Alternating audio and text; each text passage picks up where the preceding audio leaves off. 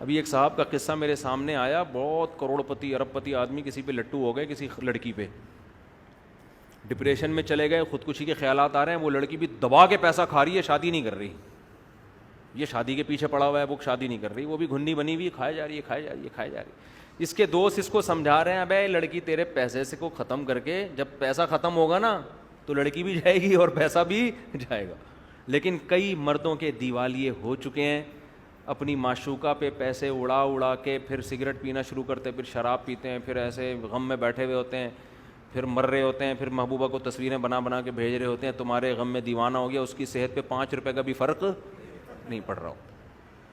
یہ سمجھ رہا ہوتا ہے میرے مجنو جیسے بال اور کھلے گریبان, اور میرے یہ جو ایکس رے رپورٹ میں نے یہاں بنا لی ہے پوری پسلیاں, یہ دیکھ کے وہ پاگل ہو جائے گی. وہ پاگل نہیں ہوگی, سمجھ رہے ہو, بالکل بھی پاگل. وہ کہے گا تو عاشق ہے, میں تھوڑی عاشق ہوں. وہ آپ کو لوٹے گی مزے سے, اس کے بعد نچوڑ پہ پتلی کری سے. میں نے تو ایک واقعہ یہاں سنایا تھا آپ لوگوں کو, ایک جاننے والے تھے, وہ عاشق ہو گئے تھے کسی لڑکی پہ, کمپنی کے مینیجر تھے, ینگ تھا وہ لڑکا, عاشق ہو گیا, اتنا عشق ہو گیا, لڑکی نے بھی پیسے دبا کے لینا شروع کیے اس سے. اب جناب شادی نہیں کر رہی, کہ شادی ٹائم پہ ہوگی, وہی ایکچولی کر کے نا, ابھی ایجوکیشن ہے, ایکچولی وہ بھی ایکچولی کے چکر میں آئے ہوئے. تو ان کو لوگوں نے سمجھایا, بھائی شادی کرنی رہی ہے, چھوڑ یار. اتنا پیسہ اس بندے نے لوٹا دیا اس کے اوپر کہ بالآخر کمپنی میں اس کی حاضریاں کم اور ڈیٹیں لگنی شروع.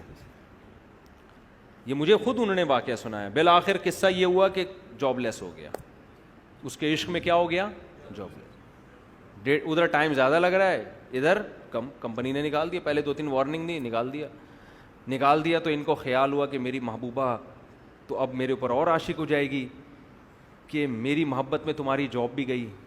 محبوبہ کو جیسے ہی پتہ چلا نا جاب لیس ہو گیا, اس نے فوراً ٹھینگا دکھا دیا. اس زمانے میں متحدہ کی بھی بڑی حکومت تھی, تو اس نے دھمکیاں شمکیاں لگائیں کہ میں یہ کر دوں گا, میں یوں کر دوں گا. لڑکی نے متحدہ والوں کو انوالو کیا, بولے چترول لگوا دوں گی, تیری بوٹیاں بھی نہیں ملیں گی کسی. صحیح ہے نا. اچھا یہ لوگ چھپ کے نکاح بھی کر چکے تھے, رخصتی نہیں ہونے دی تھی, لڑکی ہوشیار تھی چھپ کے نکاح بھی, تو طلاقیں بھی دلوا دیں. صحیح ہے نا.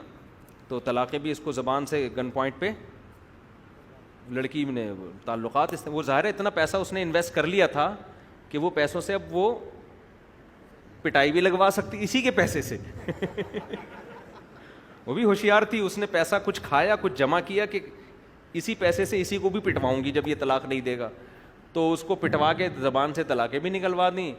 اس بیچارے کو ہارٹ اٹیک ہوا ٹینشن میں, کم عمری میں, اور دل میں وال لگے ہوئے ہیں, یہ زندگی ہو گئی. خیر اللہ نے توبہ کی توفیق دی, دیندار بنا, اس کو احساس ہوا, دین پہ آنے کا ذریعہ بن گئی یہ چیز. اب تو ماشاءاللہ صحت مند ہے, صحیح ہو گیا. لیکن یہ ہوتا ہے, پیسے بھی جاتے ہیں.